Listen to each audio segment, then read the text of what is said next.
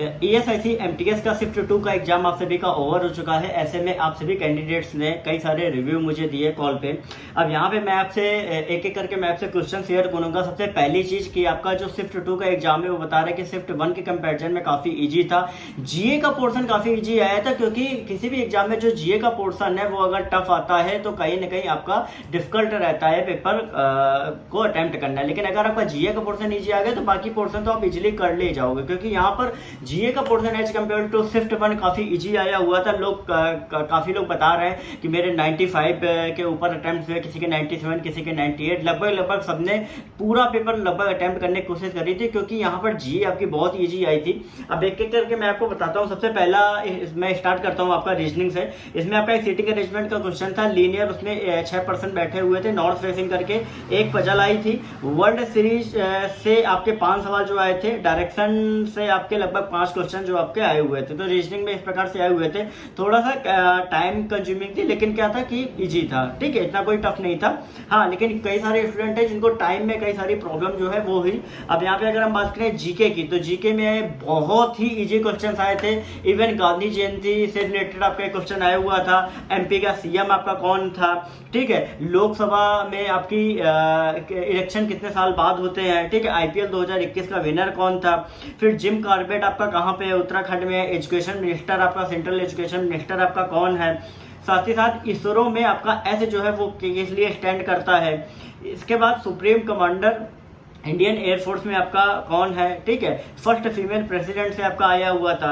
फिर भारत का सबसे बड़ा बैंक आपका ये क्वेश्चन आया हुआ था। फिर वैष्णो देवी मंदिर जो है वो किस यूनियन टेरिटरी में आपका रहता है। अजंता एलोरा केव आपकी कहाँ पे है। विक्टोरिया मेमोरियल से आपका क्वेश्चन जो है वो आपका आया हुआ था, ठीक है। मोदी जो है वो आपका कब से प्राइम मिनिस्टर है। प्लासी के युद्ध के बारे में आपका आया हुआ था। तो लगभग इस टाइप के क्वेश्चन जो थे, जो कि मैंने अभी आपको 12 से 13 क्वेश्चन मैंने आपको बताए थे, इस तरीके के आपके क्वेश्चन आए हुए थे।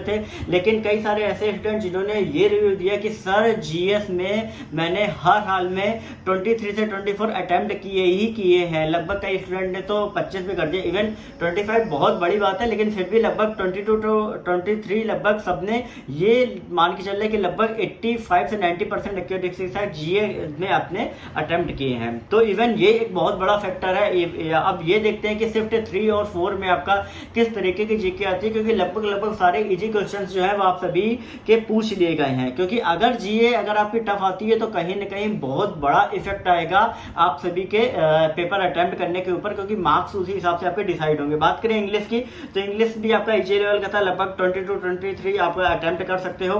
बात करें फिल इन द ब्लैंक्स की, तो इसमें आपका एक क्लोज टेस्ट आपका आया हुआ था। इसी तरीके से अप्रोप्रिएट वर्ड्स से आपका एक आया हुआ था। सेंटेंस करेक्शन के आपके 5 थे। आरसी में आपके लगभग 6 या 7 क्वेश्चन आपके थे, ठीक है, जो कि स्टोरी बेस्ड था, रेट वगैरह पे स्टोरी थी।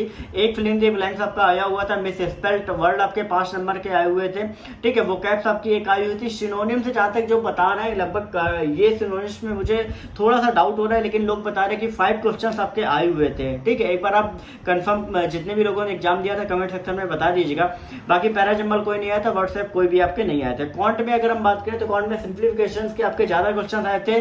फर्स्ट शिफ्ट में आपके 10 आए थे, सेकंड में आपके 14 क्वेश्चन यहाँ पे आए हुए थे। लगभग अर्थमेटिक में आपका प्रॉफिट एंड लॉस से आपका आया हुआ था, एवरेज से आए हुए थे, ठीक है। परसेंटेज से आपका एक क्वेश्चन आया हुआ था। इस तरीके से आपके क्वांट में भी आए हुए थे। लेकिन अभी तक जो जितने भी स्टूडेंट, लगभग 18 से 19 स्टूडेंट जिनसे मैंने एक ओवरऑल शॉर्ट नोट में मैंने बात करी, तो उन्होंने यही बताया कि सर लगभग मेरा जो अटेम्प्ट है 95 के अप्रॉक्स रहा है। और लगभग वो ये कह रहे हैं कि सर जीए पोर्शन इतना अच्छा रहा कि इवन अभी तक ये उनका मानना है कि लगभग सर 88 to 90 तो हर हाल में मेरे सही हो जाएंगे, ठीक है। लेकिन अगर हम बात करें ओवरऑल गुड अटेम्प्ट्स की, तो यहाँ पर ओवरऑल गुड अटेम्प्ट जो आपके रहेंगे। अगर हम बात करें रीजनिंग में, तो रीजनिंग में आपके 22 से 23 रहेंगे, क्योंकि रीजनिंग में कई सारे स्टूडेंट ने बताया कि सर मेरा रीजनिंग में कुछ पेपर 1-2 क्वेश्चन छूट गए, एक क्वेश्चन ये नहीं आ रहा था। इस तरीके से आपका 22 to 23 आप रीजनिंग में एक बार रख लीजिए।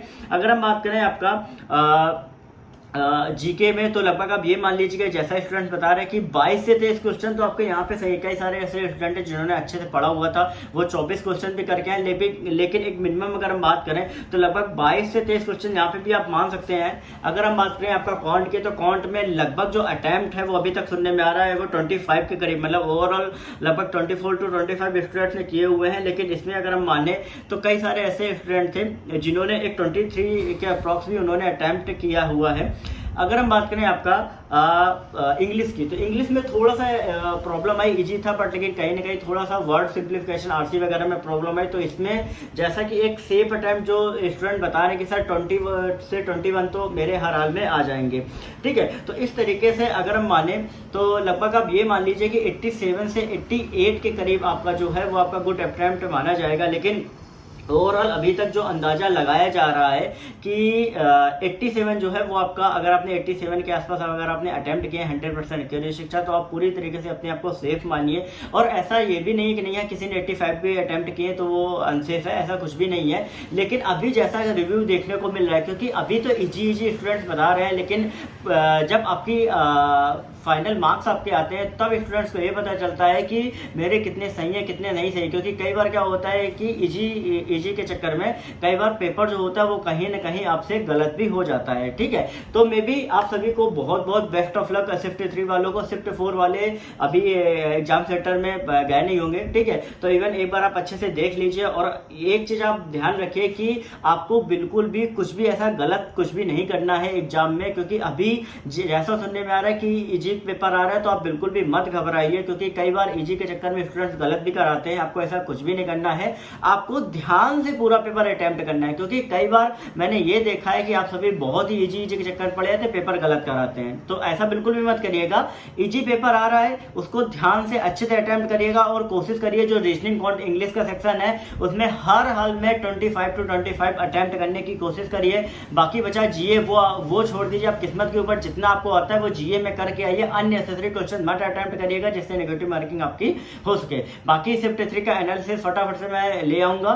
सो अभी शिफ्ट 4 वाले थोड़ा सा एक बार देख के थोड़ा टेंशन बिल्कुल भी मत लीजिए, क्योंकि कई सारे ऐसे स्टूडेंट बता रहे कि सर मैं टेंस दूं बार बार ये वो, तो बिल्कुल भी मत लीजिए। फ्री होके जाइए, जो भी होगा आप अच्छा ही करके आओगे। जितना अभी तक पढ़ा है आपने सफिशियंट पढ़ा हुआ है, और मेरी तरफ से आप सभी को बहुत बहुत ऑल द बेस्ट है।